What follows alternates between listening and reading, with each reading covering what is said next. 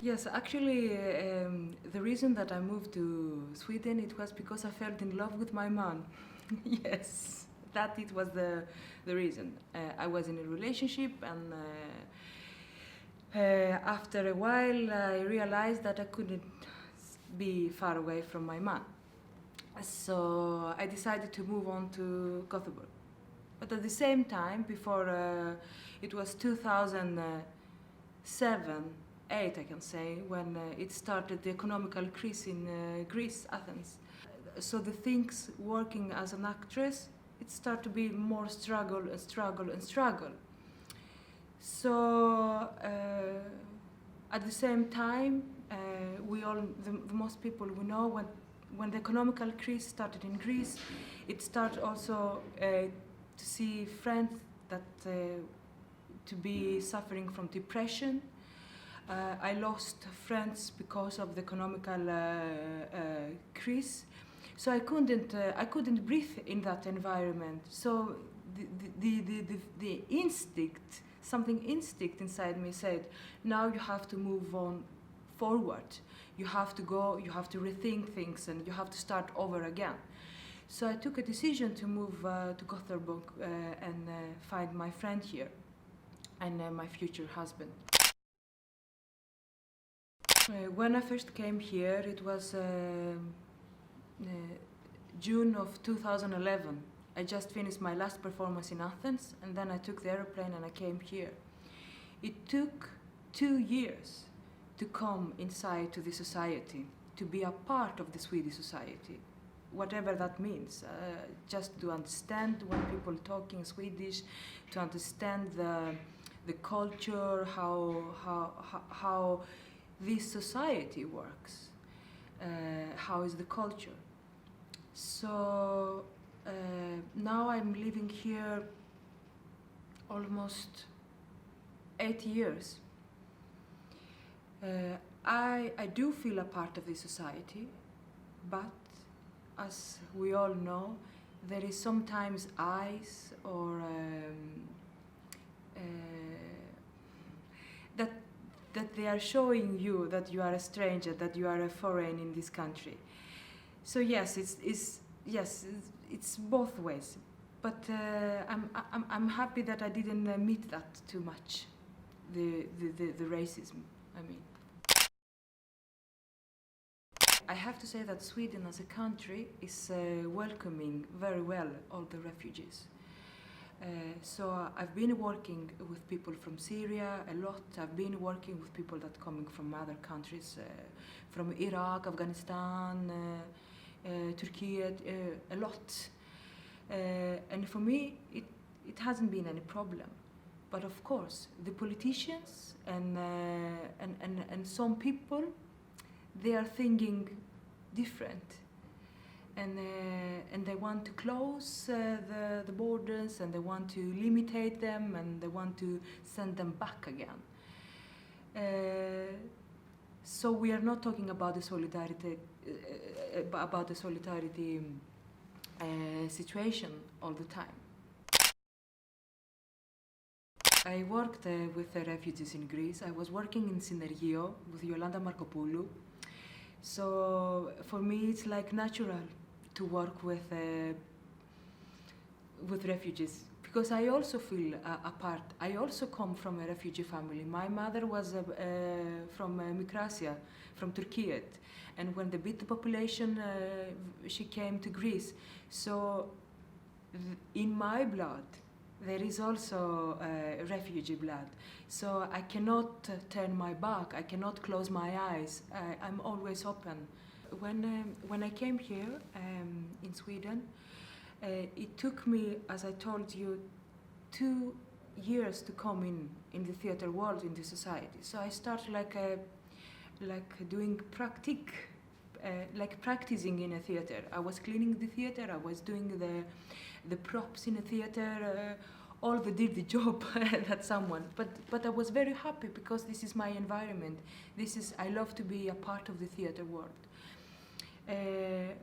So in the beginning I was working in the theater in the suburb. So there I was working only with people that they are coming from other countries. like from Ethiopia, Eritrea, Afghanistan, Iran, Iraq, a lot. So, and then I have the opportunity also to make my own things. I've been so inspired by their stories. I've been so inspired by their culture. So I also I tried and I make some performances. I directed also, and I was a part afterwards in other performances with a lot of people from other countries. I don't know if theater really can change a lot, but the culture in general and the people that they are involved, they can change. Then I think that the theater is a platform, and as a platform, there is a place that everyone can find the little piece, the little chair, and then the little role. So for me, I think that theater in that way it is very welcoming. And if we all meet in this platform, and if we are open in discussions, in dialogues, in ideas, and if we true and we listen each other, then we can maybe something change. But if we want to change something as an artist or in the theater, we have to start from ourselves. We have to start working our ideas, working ourselves, working our things, how to see, how to change, how to be close to this wave, to this sea. Of course, we cannot close our eyes, we cannot close the door. The theater is like a mirror of the society. It affects the society in a way, and that is very important. But I'm not sure.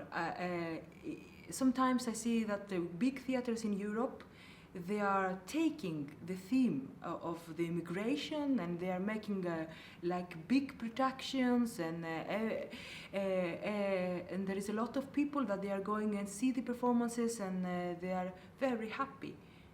But it's only that. Then they turn the page and then they go back to the classical way. So for me, it can be like marketing sometimes, Yeah. this, and that's bad. But I think at the same time that there is people that they are very aware of what is happening in the society, so they can, in one way, work and rework and rethink and do again and again, after filter and filter, a better work. What is the difference between of making art important and be aware of the immigration and everything, and what is making trend the immigration? Of course, we can say that there is a thin line between of these two. We can see that big theaters, they are taking this and they are making big productions, and they are sold out.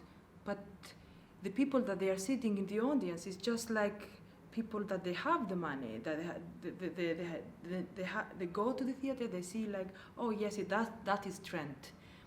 But at the same time, there is people that they have suffered from the refugee way, or they have read a lot, they have seen a lot, they have traveled a lot, so they are aware of the situation, they are aware of the political situation, so they are trying to talk, they are taking time, they are thinking, and they are trying not to make so much noise, but to make small important pieces of theater art that is like left forever. I am from Greece, and when the first wave of refugee they came, at the beginning everybody was, oh my God, what is going to happen? And then I went to Patras in the port, which was like thousands of people there, inside waiting just to find the paper to come in a ship, and then the ship can. It was the most horrible things that I have seen in my life. How. But then, we went again the other day, and we had with us food and cigarettes, and we just start talking, and this talking and this discussion, it just something break. It opens like contact. Then I see that that the Greeks also, in one way, they welcomed this. A lot of people, especially the old people, that they were alone in the villages, and they were just like suffering from depression. Suddenly, they opened their houses, so their houses, they became alive again. So they have something to move on. There came another rhythm, there came another tempo in their lives, another stories to tell, another songs to hear. So even we wanted, or even we didn't want it, this immigration wave changed our lives. In Greece, for example. But here in Sweden, I see that because it's like more, here is like more stable, it's like more standard society. There is a very organized everything. There is also a lot more money. The people can also be more relaxing. I see also here that people, they are opening their houses in a way. Maybe they are not like so brutal like in Greece. They are more quiet here, they are more careful. But I see that it's changing things in a good way.